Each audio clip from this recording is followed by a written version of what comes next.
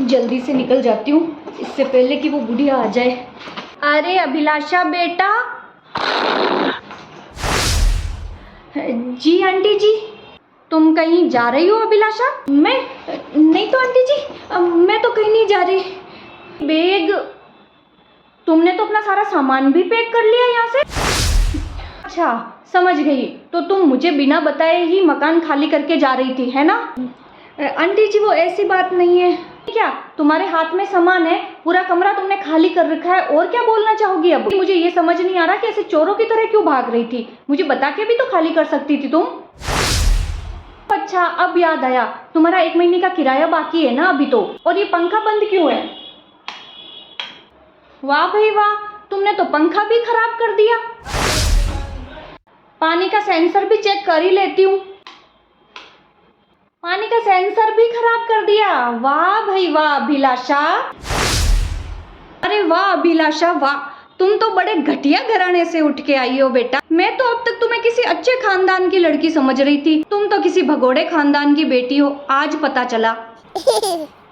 तुमको शर्म नहीं आई थोड़ी बहुत भी? इस तरह से सारा सामान खराब करके तुम चोरों की तरह किराए का मकान छोड़ के भाग रही, और ऐसा लग रहा है जैसा तुमने तो इस घर में आने के बाद में कभी झाड़ू भी नहीं लगाया इसके अंदर। बेटा अभिलाषा तू मुझे ये बता कि ये शिक्षा तेरे को किसने दी? बेटा किसी के भी पैसे खाना और फिर मुंह उठा के भाग जाना। तुझ जैसे लोगों की वजह से ना लोगों का विश्वास उठ गया है अच्छे लोगों से। आहा। किराए पे मकान देने से इसीलिए डरते हैं क्योंकि तेरे जैसे किराएदार ज्यादा भरे पड़े हैं दुनिया में। जब किराए का मकान मांगने आते हो तब तो तुम कितना अच्छा बनते हो, हम ऐसे हैं, हम वैसे हैं, हम टाइम पे किराया देंगे, हम ये वो सलाई ढीकड़ा अपना घर समझ के रख।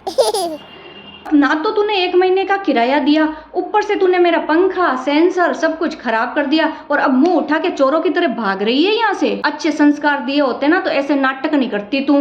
ऐसे तो मुझे लगता है तेरा नाम अभिलाषा नहीं भगोड़ी रख देना चाहिए, भगोड़ी।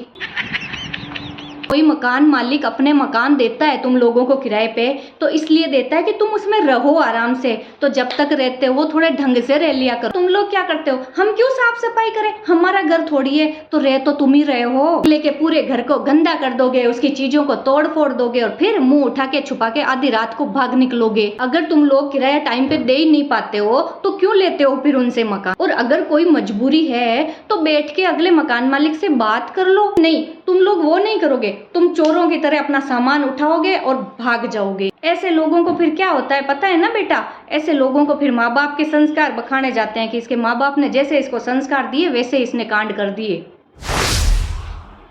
मालिक अपना मकान तुम लोगों को किराए पे देता है तो भरोसा करके देता है कि तुम लोग रहोगे अच्छे से, उसके मकान की देखभाल करोगे ध्यान, लेकिन तुम जैसे लोग उसका नाजायज फायदा उठाते हैं। आज दुनिया में तेरे जैसे किराएदार इतने भरे पड़े हैं कि दुखी हो गई है दुनिया।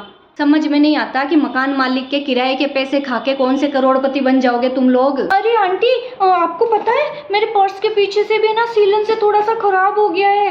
ओ अच्छा, तेरे पर्स के पीछे से थोड़ी सीलन लग गई है? अरे इस फटे हुए बैग के पीछे थोड़ी सी सीलन लग गई, उसका तो तू इतना बखेड़ा बना रही है, और तूने जो मेरा फैन सेंसर सब कुछ खराब कर दिया उसका क्या? आहा। अब ये तो ठीक है कि मैं आ गई, नहीं तो तू मेरे को बिना बताए भाग रही थी हैं? भाई भर करम फूट गए उसके जिसके साथ तेरी शादी हुई है। मेरी शादी नहीं हुई है अभी तक। नहीं हुई तो अब जिससे करेगी उसके करम फोड़ेगी।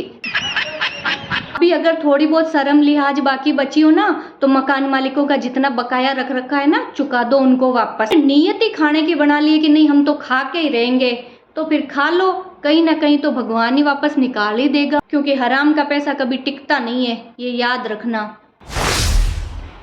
नीचे पटक किराया दे के जाना।